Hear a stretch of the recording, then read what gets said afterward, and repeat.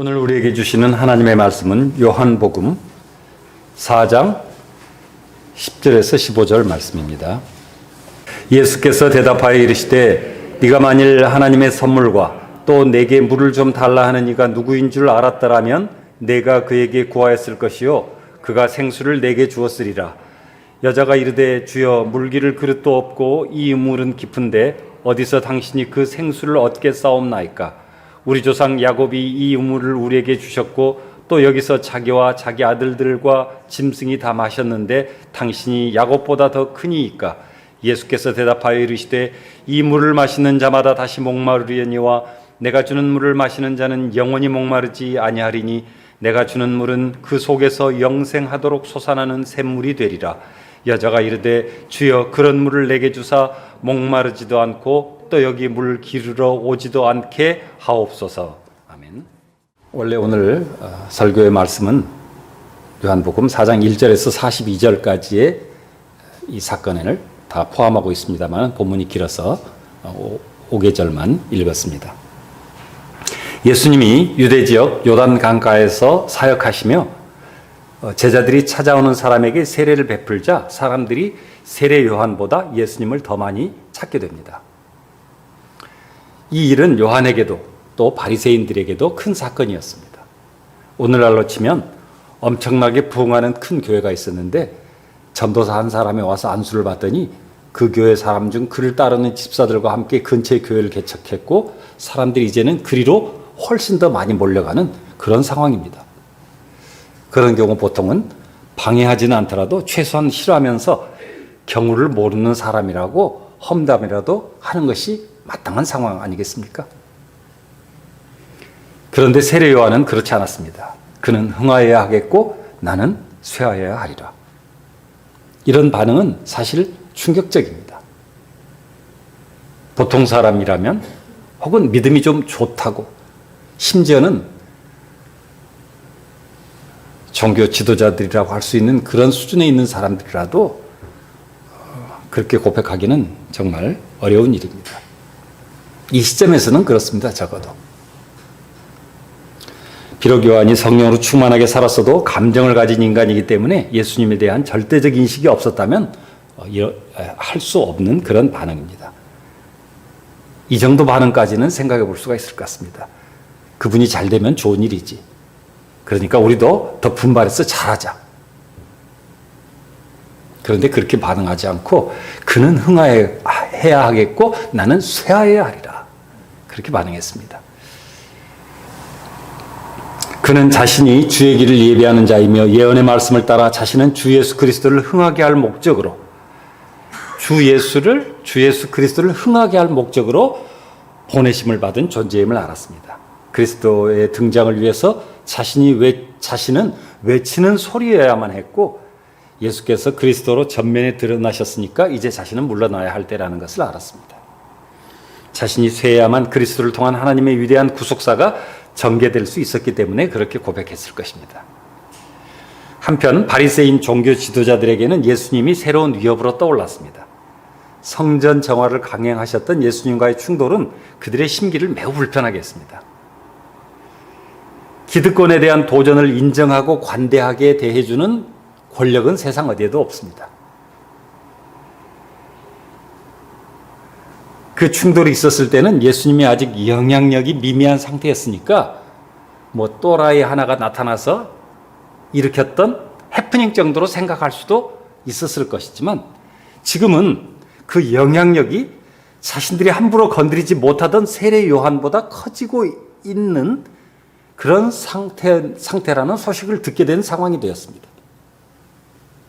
그러므로 바리새인들은 견제와 방해를 하고 심지어 죽이려고 할 것입니다. 아무튼 주님은 천국 복음을 선포하는 사역을 위해서 그들의 관심을 벗어난 갈릴리 지역으로 떠나가십니다. 예루살렘 가까운 그런 곳에서 사역을 하시다가 이제 먼 갈릴리 지역으로 떠나가려고 하시고 계십니다. 유대에서 갈릴리로 가는 길은 사마리아를 가로질러 가는 길이 가장 좋고 가깝습니다. 유대인은 이방인과 혼혈이 된 사마리아인을 지독히 멸시했기 때문에 대부분 산지에서 내려가서 요단을 건너서 삥 돌아 사마리아 지역을 거치지 않고 갈릴리로 가는 험한 길을 선택해서 갔습니다. 그렇지만 그렇지 않은 사람들도 있었습니다. 어디로 가는지는 전적으로 선택의 문제였습니다. 예수님은 꼭 사마리아를 지나가지 않아도 됐고 사마리아를 지나갈 수도 있었습니다. 그런데 성경은 주님이 사마리아를 통과해야만 했다고 기록하고 있습니다. 여기서 해야만이라는 표현은 자신의 구속을 성취해 가시는 하나님의 의지를 반영하고 있습니다. 예수님이 사마리아를 통과하신 일은 우연히 혹은 어떤 상황 때문에 어쩔 수 없이 일어난 일이 아닙니다. 결론적으로 말해서 예수님은 유대인이 경멸하는 사마리아인도 구원하시겠다는 주님의 의지와 영생을 갈망하는 목마른 자기 백성에게 자신을 계시하시려고 일부러 가셨습니다. 본문은 예수님과 물 기르러 나온 사마리아 한 여인과의 대화의 내용 중 일부입니다. 예수님은 6시 수가성읍에 있는 야곱의 우물가에 이르셨습니다. 긴 시간을 걸어서 지치고 목이 마르셨죠. 그래서 제자들은 마을로 음식을 구하러 갔을 때 예수님 우물가에 앉아 계셨습니다. 이때 한 사마리아 여자가 물을 기르러 나왔습니다. 이 시간은 아무도 물 기르러 나오지 않은 시간이었습니다. 그래서 예수께서는 여자에게 물을 좀 달라고 부탁합니다. 여자는 낯선 유대 남자가 말을 걸어오자 놀랐습니다. 당신은 유대인인데 어찌 사마리아 여자인 내게 물을 달라고 하십니까? 사마리아인 여자에게 유대인 남자가 물을 달라고 하는 이 일은 굉장히 생소한 일이었습니다. 유대인은 사마리아인과 상종조차 하지 않으려고 했는데 더구나 남자가 여자에게 말을 건다는 것은 그 당시로서는 참으로 이해하기 어려운 일이었습니다. 그러니 이 여자의 반응은 너무 당연한 반응입니다. 그러자 주님이 말씀하십니다. 당신에게 물을 달라고 말하는 내가 누군지 알았다면 당신이 나에게 물을 달라고 했을 것이고 그가 당신에게 생수를 주었을 것이다. 이 무슨 알쏭달쏭한 대답이란 말입니까? 물을 마시는 게 목적이었다면 유대인이 왜 사마리아인한테 물을 달라고 하냐고 물었으니까 나는 먼 길 여행하는 나그네고 나는 지치고 목마르고 있는 나그네니까 선행을 베풀면 여호와께서 당신에게 복을 주시지 않겠느냐라고 말하는 것이 마땅하지 않겠습니까? 그랬다면 그 여자가 예수님에게 물을 주었을 것입니다. 여자는 여전히 불신하면서 경계하는 대답을 합니다. 대답이 너무 생뚱맞았기 때문에 그렇죠. 무슨 소리야? 그런데 예수님의 대답 중에 한 가지가 마음에 걸렸습니다. 내가 누구인지 알았다면입니다. 이 말은 이렇게 들렸습니다. 당신 내가 누군지 알아? 누구든 이런 말을 듣는다면 신경이 쓰일 수 있을 것입니다. 모르는 사람이 그런 말을 한다면 좀 약간은 신경이 쓰일 테죠. 그래서 초라한 모습의 유대인에게 여자는 일단 호칭을 바꿉니다. 주여.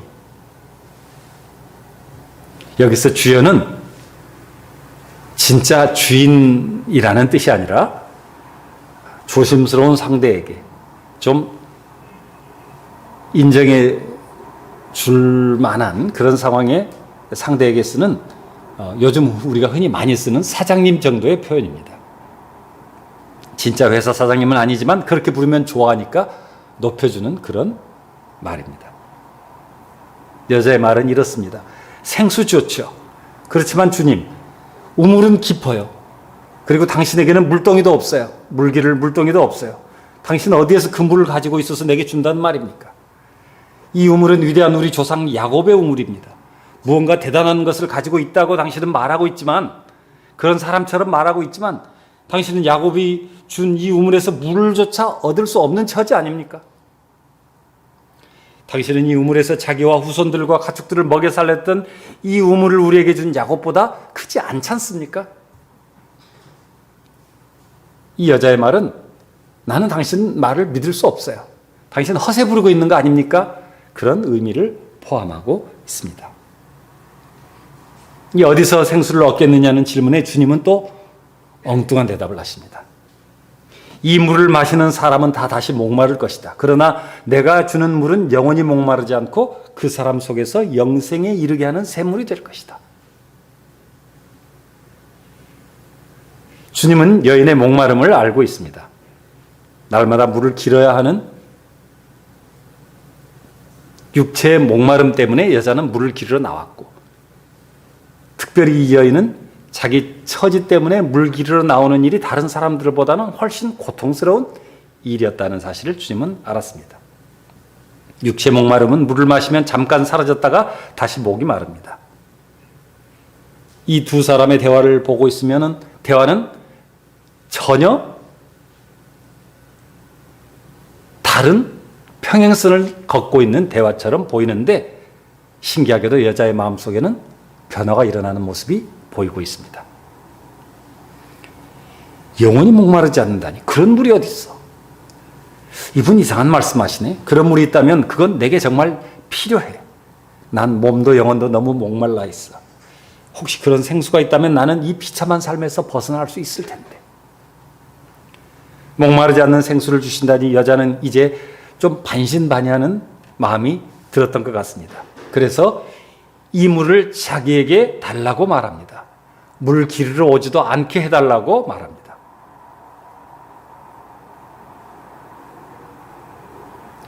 이제 여자는 물을 달라고 요구하는 목마른 유대 남자에게 영원한 생명수를 구하는 처지가 되었습니다. 어떻게 이 변화가 일어나게 되었는지는 알 수 없지만 어쨌든 상황은 역전되었습니다. 여자가 자신의 깊은 영적 욕구에 관심을 가지게 되자 예수님은 여인의 가장 아픈 곳을 직접 드러내고 계십니다. 주님 앞에서 드러나지 않을 것은 없습니다. 주님은 말씀하십니다. 네 남편을 데려오라. 이 말씀은 지금까지 하신 말씀 중에서 가장 맥락이 없습니다. 물을 길러 오지도 않게 해주십시오. 이 생명수를 내게 주십시오. 이 대답에 네 남편을 내게로 데려오라. 참으로 이해할 수 없는 이야기이지만, 그러나 이 문제는 여자의 내면을 가장 목마르게 하고 있는 문제였습니다. 사람마다 그런 문제가 있습니다. 관계, 외모, 환경같이 형태로 드러난 문제는 본질상 죄의 문제입니다. 인간 본성의 부패, 즉 죄로 인해 삶의 모든 부분에서 왜곡되고 고통이 발생을 합니다. 주님은 우리를 찾아오실 때는 그 문제를 꺼내십니다. 여자에게는 지금 남편이 그런 존재였습니다. 그런데 여자는 도망가려는 것처럼 보입니다. 저는 남편이 없어요. 이 말은 솔직하다기보다는 이 문제를 언급하고 싶지 않다는 거절처럼 보여집니다. 많은 사람들이 내면의 가장 깊은 문제를 건드리시는 주님의 도전과 권유 앞에서 이 시점에서 도망갑니다. 혹은 숨어버립니다. 주님은 그러나 포기하지 않습니다. 그래, 말하고 싶지 않겠지. 남편이 5이 있었는데 지금은 차라리 결혼도 안 하고 그냥 살고 있으니 남편이 아니지. 당신은 사실을 말하고 있구나. 여자의 말을 긍정하면서 여자의 본심, 즉 진실을 드러나고 계십니다. 하나님은 사람의 중심을 보십니다. 사무엘상 16장에는 여호와께서 사무엘에게 이르시되 그의 용모와 키를 보지 말라. 내가 이미 그를 버렸노라. 내가 보는 것은 사람과 같지 아니하니 사람은 외모를 보거니와 나 여호와는 중심을 보느니라 하시더라. 여자는 매우 놀랐습니다. 주여, 내가 보니 당신은 선지자로군요. 여자는 자신을 숨길 수 없다는 것을, 예수님을 피해서 달아날 곳이 없다는 것을 알았습니다. 그러나 주님을 선지자로 생각했기 때문에 가장 궁금해하던 영적인 문제에 대한 질문을 다시 또 합니다. 여자는 사마리아식 예배를 드리고 있었습니다. 그러나 그 예배를 통해서 자신의 영적 갈증을 채우지 못하고 있었다는 증거를 보여주고 있습니다. 우리는 대대로 이곳에서 하나님을 예배해 왔는데 유대인들은 예루살렘에서 예배 드려야만 한다고 말합니다. 정말 그래야 하나요? 우리가 잘못 알고 있는 것입니까? 이 질문은 현대의 수많은 교인들의 현실이기도 합니다. 예배를 통해서조차도 영적 갈증을 만족시키고 있지 못하는 만족시킬 수가 없는 현대 많은 교인들의 모습을 반영하고 있습니다. 이제 예수님과 여자의 대화가 만나려고 하고 있습니다. 여자여, 내 말을 믿으라. 장소가 아니라 참된 사람들, 즉 예배자들이 온 마음과 진심으로 예배드릴 때가 온다. 하나님은 하나님을 예배하는 사람, 그런 사람들을 찾고 계시기 때문이다. 그때가 지금이다. 지금 내가 참된 자들을 찾아 구원하고 영과 진리로 예배드리는 시대를 열려고 이곳에 와 있다. 여자는 충격을 받습니다. 자신이 하나님을 믿고 있는 사람이라고 생각하고 있었는데 예수님은 자기 믿음의 뿌리를 뽑고 있습니다. 나를 믿으라고? 어떤 선지자도 그렇게 말하는 사람은 없었어. 이분은 좀 이상해. 나는 이런 대화를 전에 경험한 적이 없어. 이분은 누굴까? 혹시 이분이 메시아라고, 오실 메시아라고 하신 그분이 아닐까? 그래서 여자는 조심스럽게 말합니다. 메시아 곧 그리스도라는 이가 오실 줄 내가 압니다. 그분이 우리에게 모든 것을 알려주실 것입니다. 마침내 두 사람의 대화가 한 곳에서 만납니다. 당신에게 말하고 있는 내가 그다. 삶에 지치고 목말라 하는 한 사마리아 여인과 세상의 사람으로 오신 하나님의 아들 예수님이 한 자리에서 만납니다. 자기 백성을 구원하시려고 온 세상의 구세주로 오신 그리스도라는 자리에서 말입니다.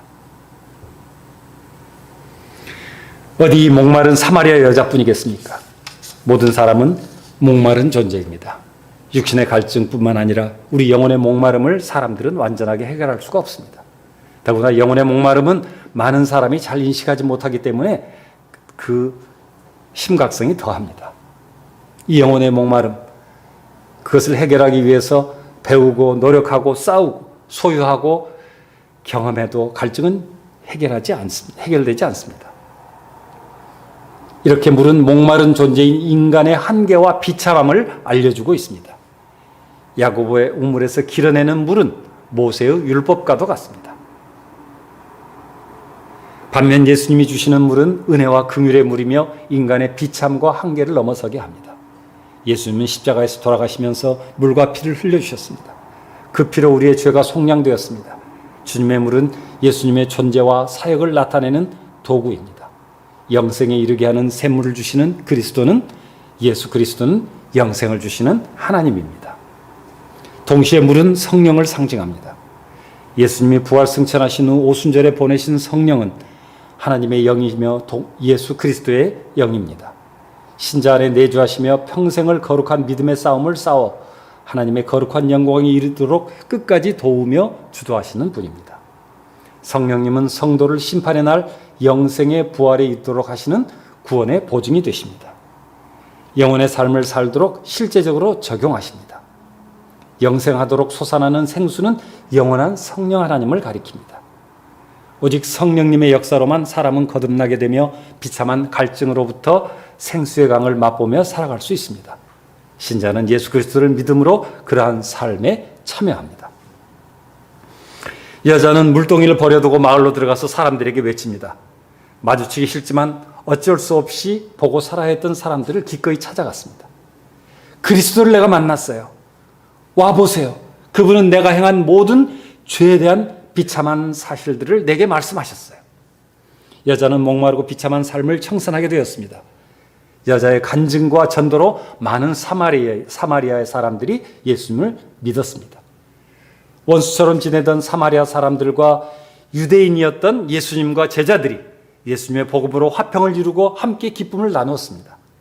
더욱 많은 사람들이 주님의 말씀을 직접 듣고서 예수님을 믿게 되었습니다. 예수님은 유대인들이 경멸하던 사마리아를 지나가지 않아도 되었습니다. 그런데 사마리아를 지나가야만 하셨습니다. 이 사건을 통해 성경은 한 목마른 사마리아 여자를 구원하심으로 많은 사마리아 사람들을 구원하시는 하나님의 은혜와 긍휼을 보여주십니다. 예수님은 온 세상의 구주이십니다. 어떤 특별한 사람들만을 위해서 그런 특별한 사람들만의 주가 되시는 것이 아니라 온 세상 모든 사람들의 주가 되십니다.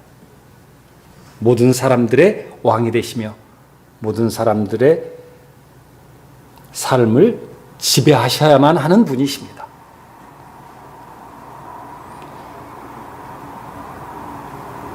온 세상을 구원하기를 원하시는 이 예수님의 마음이 신자의 삶과 관계를 지배해야 합니다.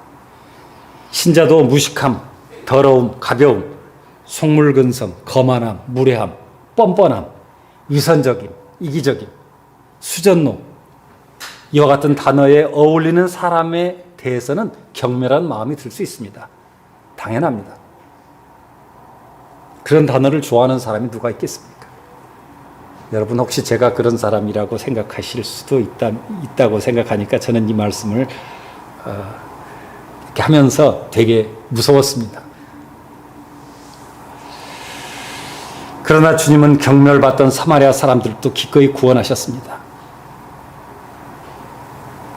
제가 그 말에 이러한 단어들에 맞는 사람이라고 할지라도 저 같은 사람을 주님은 구원하셨습니다. 여자가 예수님을 메시아로 믿기까지 주님과 여자 사이의 대화는 한참이나 평행선을 달립니다. 그래도 주님은 자기 백성의 구원을 위해 참고 기다리며 설득하셨습니다. 예수님은 자신이 목마름으로 여자의 목마름에 다가가셨습니다. 예수님은 우리를 돕는 보혜사로 구원하는 구세주로 세상에 오셨습니다.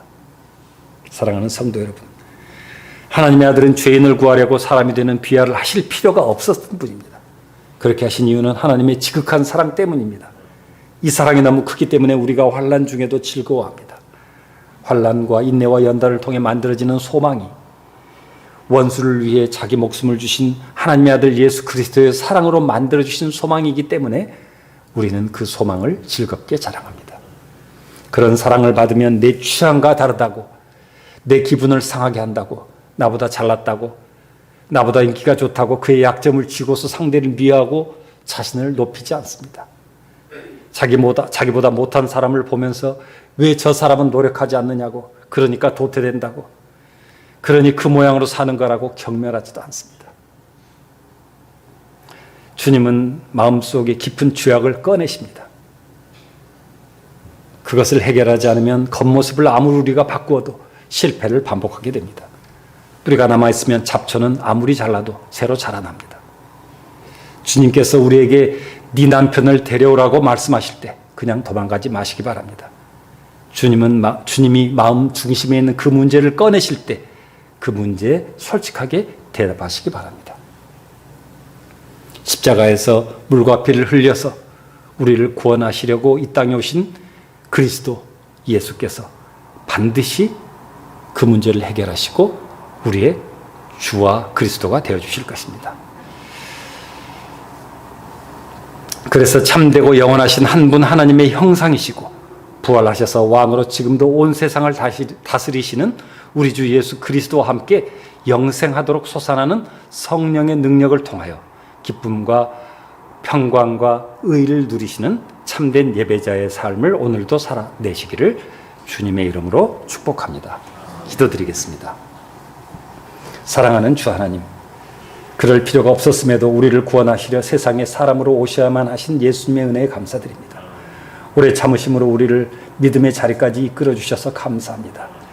주님 다시 오실 때 정결한 신부로서 주님을 맞이할 수 있도록 날마다 성령 안에서 주 예수님과 연합되어 천국을 살아가는 하나님의 자녀로 인도하여 주옵소서. 주 예수님의 이름으로 기도드립니다.